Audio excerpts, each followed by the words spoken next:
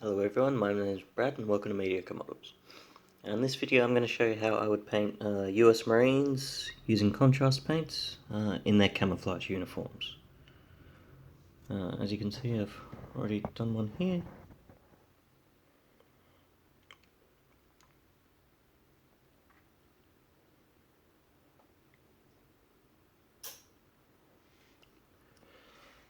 So the model I'll be using is this one. He's been undercoated in corax white.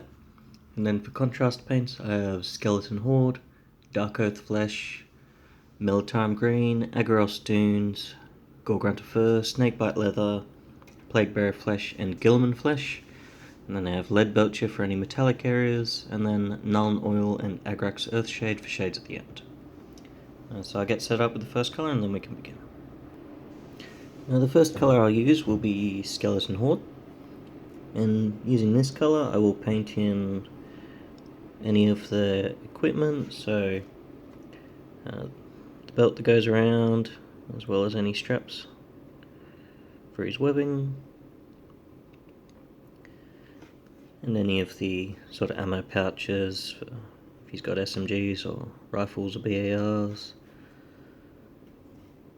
any of the water bottles and the straps that are across the back. If any of them have their gaiters showing, like this one does, I'll also paint it onto this. And this will also be the sort of the first layer for the first part of the camouflage. So on this particular model, I'll do his pants and his helmet covering.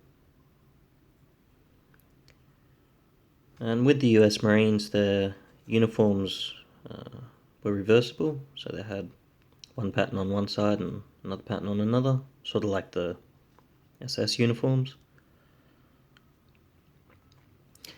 So if you have any with the sort of sleeves rolled up or anything like that, also put it onto sort of the reverse side of what that would be.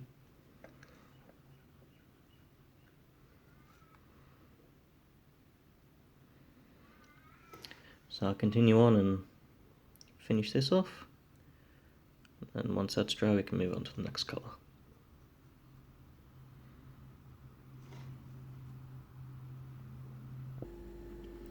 With the Skeleton Horde almost fully dry now, the next colour I'll move on to will be Darkoath Flesh. And this will be the base colour for the sort of the reverse side of his uniform as well. So one side's sort of like a desert yellow colour, but with the extra colours we're going to put onto it, it'll be sort of like for a sort of foresty type of camouflage pattern. And then the other side is sort of supposed to be more like a for a sandy or sort of dirty, muddy kind of pattern.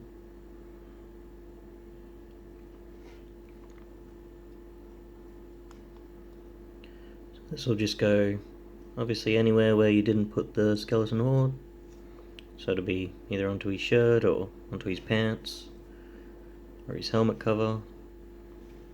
You could do it all one colour or split it up.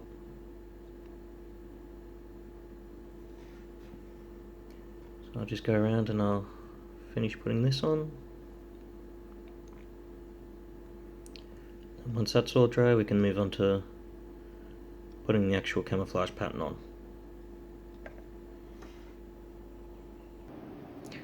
Now that both the Skeleton Horde and Darkoath Flesh are dry, we can begin to apply the first part of the camouflage. So the next colour I'll move on to will be Militarum Green, and with this I will apply it only to the areas that I've painted Skeleton Horde. So whether that be pants or shirts or helmet covers, just anywhere where you've painted it on. And putting it on, I'll just sort of do sort of small wavy lines.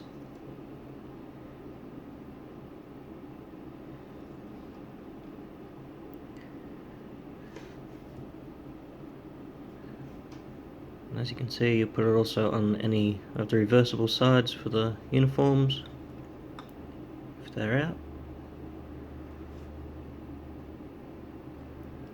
And I'll also put it onto his helmet. So I'll continue on and finish this, and then we can move on to the next colour.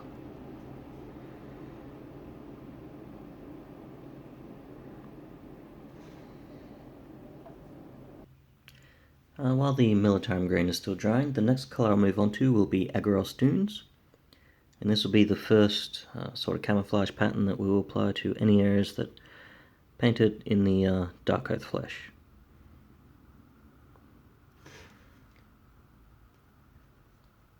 So once again, sort of wavy lines or little blotches or anything like that.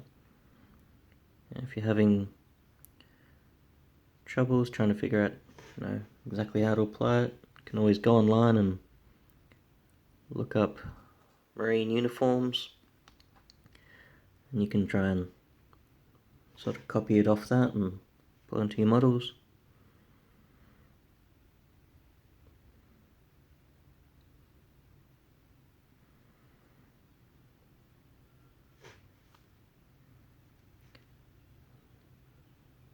Once again, this will just go into any areas where you've painted the darkoath flesh, whether that be shirt or pants or helmet coverings, or any of the reversible sides if they're showing. So once this is finished, I will let this dry before we move on to the next colour.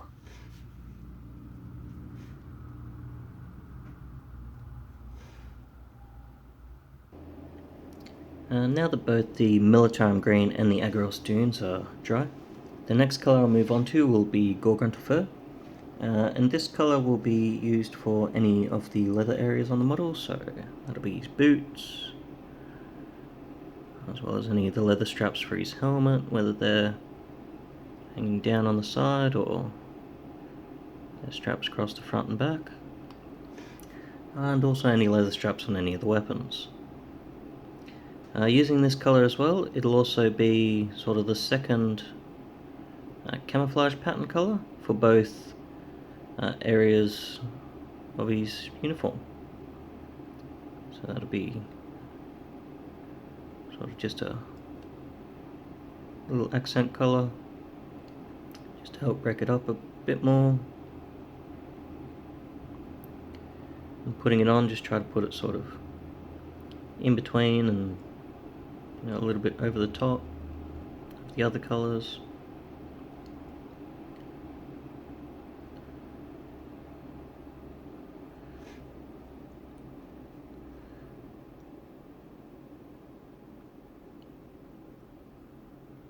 Just small amounts will do, but once again, you can always look uniforms up online and can make it a bit more exacting.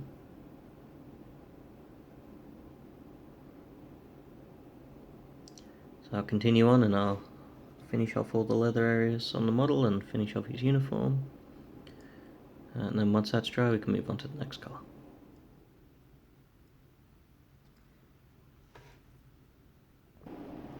Now that the Grafton Fur is all done, the next colour I'll move on to will be Snakebite Leather, and this will be for any of the wooden areas on the model. It'll be any of the wooden areas on his weapon. So for this particular one, it'll be his handle, pistol grip, and the stock at the back. But for rifles, it'll be the main body of the rifle.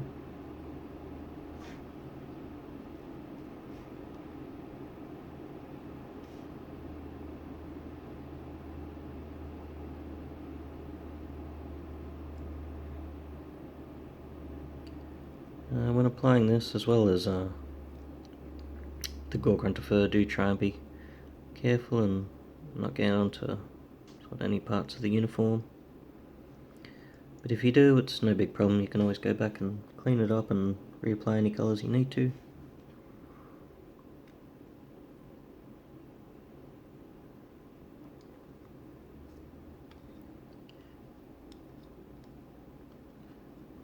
So that'll be it for the Snakebite Leather.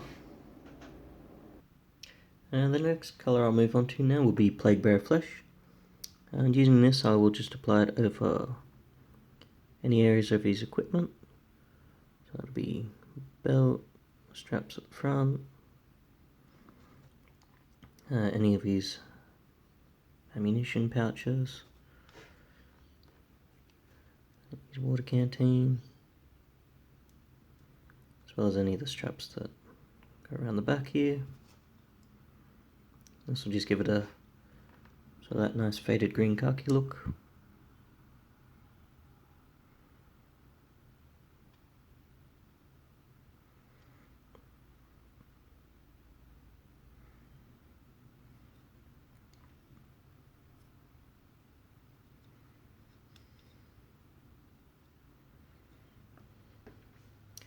With that finished, I'll just make sure that all of his skin is clean before we move on to the next colour. Now that I've done a little bit of cleanup on his skin and it's dry, the next colour I'll move on to will be Gilman Flesh, and this will be the last of the contrast paints. And this will just be for any hairs on his skin.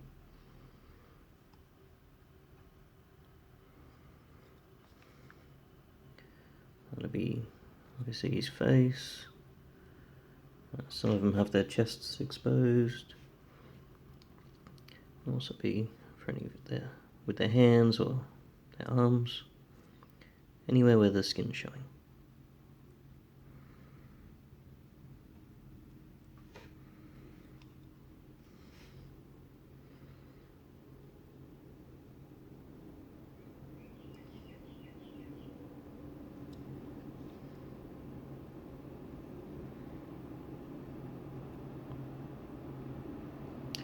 Once this is dry, like I said before, that's the last of the contrast paints. The only thing left to do now will be to move on to the metallics and then the shades at the end. So I'll let that all dry up and then we can move on to the shades. Now that the Gilman Flesh is all dry, the next colour I'll move on to will be Leadbelcher. And this will be for any metallic areas on the model. It'll be the buckle on the front of his belt, any clips for his webbing, on top of his water canteen, if any of them have these knives.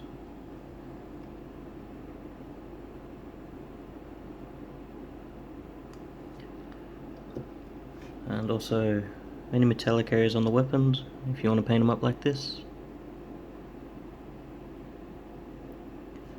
I like to paint my weapons like this because I like the way it looks.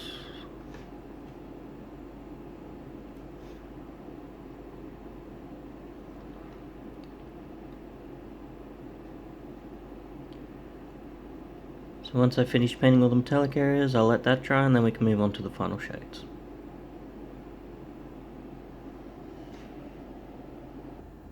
Now that all the metallic areas are dry, the first shade I'll move on to will be Null Oil. This will just be for any of the metallic areas. So it'll be his belt buckle and his clips, and if they're wearing their watches and you've painted it in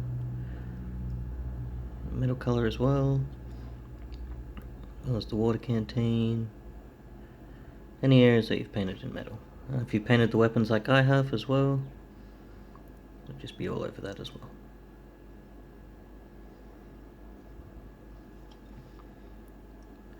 And just help darken down all those metal areas, make them not so shiny.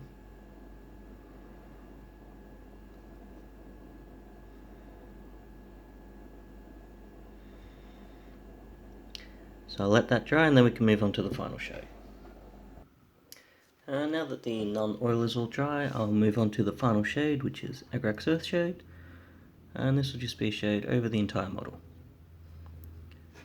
Putting it on, try to avoid any major pooling, and if you've painted the weapons up like I have, try to avoid any of the major metallic areas.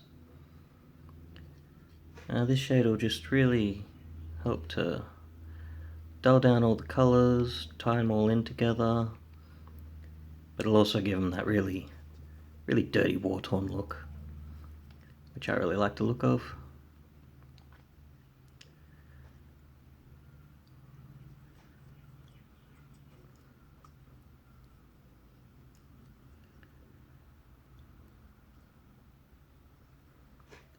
It'll just be all over the model.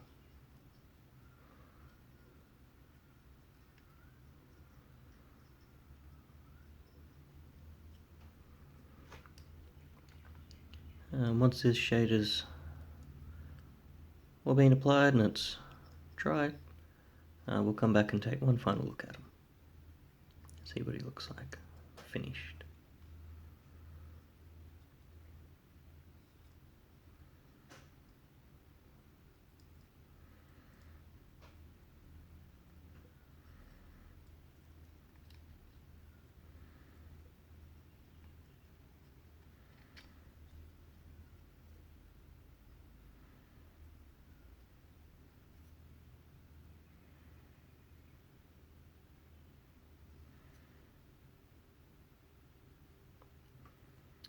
So I'll let that dry and then we'll come and take one final look at them. Now that the agrax earthshade is basically fully dry now, there's still some parts in the deepest areas of the model. They're still drying a little bit. This is what he looks like. As you can see, the shade's really brought down the tone of the model and sort of helped tie all those colours in, but it's also given him that really nice dirty war-torn look, which I really like the look of. I like to paint all my models like that because I just think it makes them look a bit better.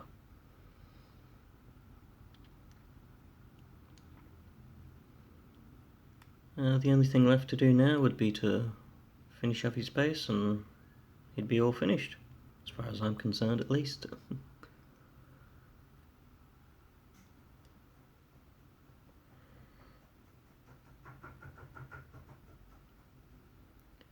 So yeah, so that's what he looks like, and compared to his buddy.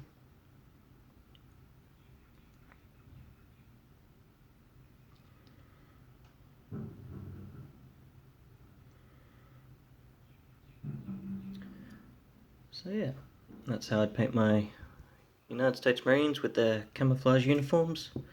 When painting their uniforms, you don't have to, obviously do it all camouflage. You could do some areas in just a sort of plain field uniform and sort of break it up, so there's a little bit of camouflage and a little bit of the plain uniform, or you could do it, all one color, or split the colors up if you wanted. But yeah, so that's how I would paint them up. I hope you like that, and hope that helps you, and I'll see you in the next one. Bye.